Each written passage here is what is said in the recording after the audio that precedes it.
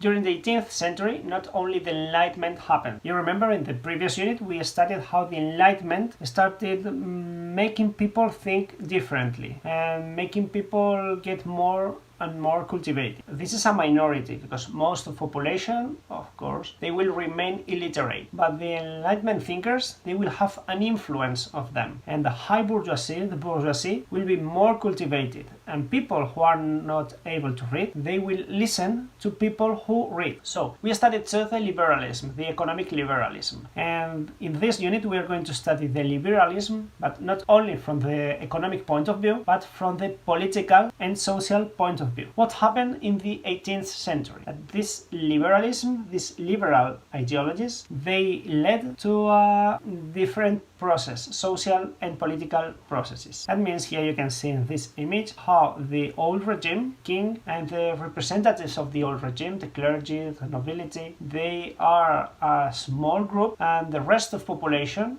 that's a huge amount of population, they are questioning the social state, the way society is. So it will be more and more difficult for these privileged people to maintain their privileges. These liberal revolutions actually started in the United States at the end of the 18th century. So the United States didn't exist before. In America, in North America, there were people from Europe, colonies, and they created colonies. They were settlers from England, France, from Spain too, and they created different colonies. The most important ones in the east coast of the United States, what nowadays is the United States, they started settling there at the beginning of the 17th century. So here you can see a picture from the Mayflower. That's an important ship, a boat, where the first settlers from England came to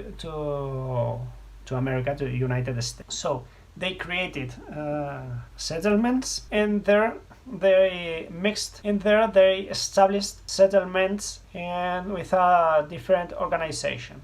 But actually they had a relationship with their mother country, that was, of course, England. So this is what you can see. These are the 13 colonies at the end of the 18th century. They started being, here you can see, before 1755, there were British, English colonies, French colonies, Spanish colonies, and in Alaska, Russian colonies. So there were different people from these different countries there, and later at the end of the 18th century, most of the territory belonged to Spain and to France and to England, to Britain. So Britain established 13 different colonies, and these colonies increased their population a lot. Especially during the 18th century, the number of settlers, people, increased a lot, and they started producing a lot. The way of organizing was one governor who actually he was a military ruler sent by Britain, and most of the colonies, they organized by themselves and they ruled by themselves. They created assemblies. Here you can see a picture about the first colonial assembly in Virginia. They created assemblies, and these assemblies took decisions about their different matters. Everything changed during 1756 and 1763. It happened, the 7 Years' War. This war was a war between France and England. So they fought in Europe, but they fought mainly in America. Because of that, the Britain established a permanent army there, and they commanded the settlers to create army and to pay for that army, to support this army. The problem for the settlers was that they had no representatives in the British Parliament. So in England there was a king, but it was a parliamentary monarchy. There was a parliament who controlled the king, but there weren't representatives from America. So all the legislation were created for British population in Britain, but not in America. So the settlers found out that they had to support an army to fight in a war, and actually to have no rights, no political rights at all. And all decisions about their land, important decisions, were taken in England thousands of miles, kilometers away. So after this war, the map of powers changed. So Spain was helping France because the French king and the Spanish king were members of the same dynasty. They were Bourbon, they were family.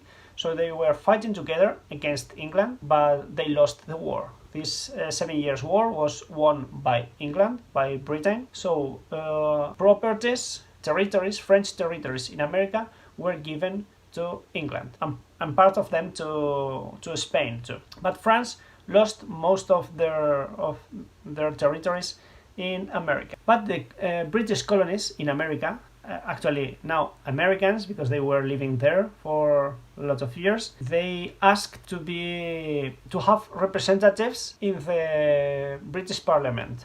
So, and they started saying, okay, if you want us to pay taxes, okay, we will pay taxes, that's okay, but we want to be members of the parliament. So we want to take political decisions. If not, we don't pay taxes. That's logical.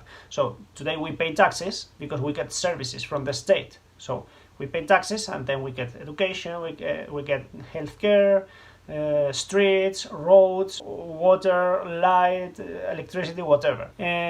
But if we receive nothing, we shouldn't pay. And in America, settlers are saying that we produce everything we need, we support the army we have here, our people are members of the army, and we pay taxes to the king, to Britain, but we receive nothing. So they started this slogan, no taxation without representation. If we are not the members of the parliament, we don't pay taxes. The king, George, said, I don't care. So he said, you must obey and you must pay taxes. And that's all. And British Parliament agreed, because they are not interested in what's happening in America. They want only money and raw materials from America. And everything started, the biggest problem happened when one British company, the British East Indian Company, they started selling tea.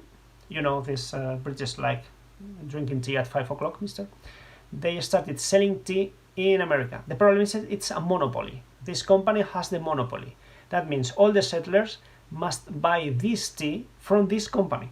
They cannot buy this tea from other companies, from Spanish or French or Holland companies. They must buy from this British company. And then they revolted. They made an uprising, and 16th December 1773, they made it's called the Tea Party. It wasn't a party, it was like a fight. And actually, they destroyed all the cargos, the tea cargos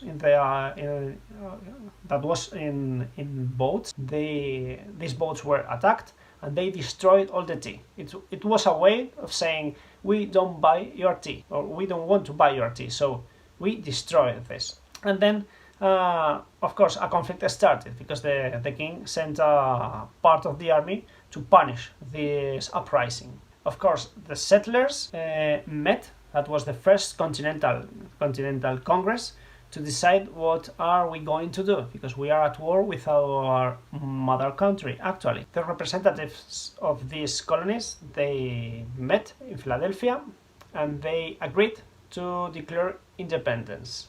So they didn't come into an agreement with England. The King George III, he wanted obedience, just obedience. You cannot revolt against your king. So they declared, okay, then we are going to be completely independent. We are going to create a new country. So they declared their independence and called us the United States of America. Of course, the British government rejected this decision. They said you don't have the right to be completely independent. So they sent a new army, and a war started. It was called the Independence War, the American Independence War. The new states now sent delegates to a new Congress. This is the Second Continental Congress. In 1775, they met in Philadelphia again, and then they not only declared their independence, but they they established the principles of a constitution, how they are going to be ruled, if they are going to choose a king or not, or whatever. So they started a declaration of independence, but they established too a constitution. And one of the most important achievements were the Declaration of Rights issued by Thomas Jefferson. This Declaration of Rights, they say what they want to be, how they want to their new country, this new United States of America, how are they going to work and how are people. So the war was a long war. British settlers, these new states, were helped by France and Spain, because France and Spain are the enemies of Britain, so they decided, okay, we help these former British colonies against Britain, so we weakened Britain. That is our main objective, our goal. So the United States Independence War lasted for several years, and when it was over, you can see here, these are the empires at the end of the 18th century.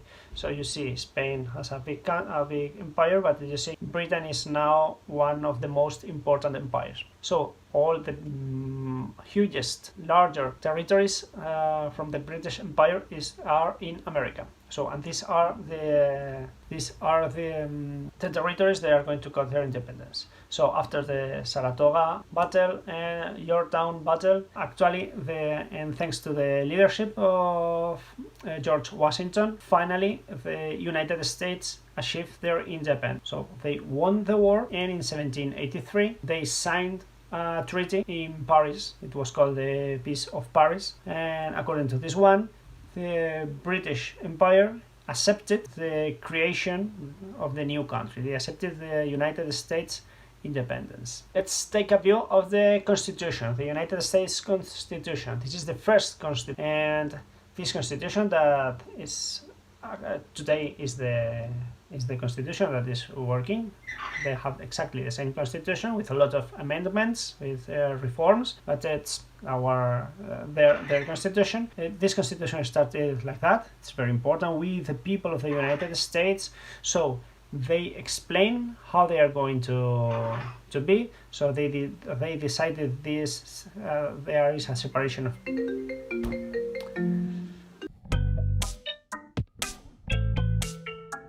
So we can see, according to this constitution, the power is divided into three powers. It is a republic. Their system of government is a federal republic. So it's a country made of different states, federate states. It's a federation. And legislative power is chosen by people. There's a Congress. There is a judicial power. Both of them are controlling each other, and the executive power is controlled by the president of the government. The president of the United States is chosen by people, the population, using a universal male suffrage. This universal male suffrage is considering only white men. That means the Indians and former slaves, African slaves, black people, they are not considered equally. So this universal male suffrage is not actually universal. The United States grew up very, very fast. You can see here from the original 13 colonies, they expanded westwards, and they acquired new territories by occupying, by annexation in a war against Mexico. They annexed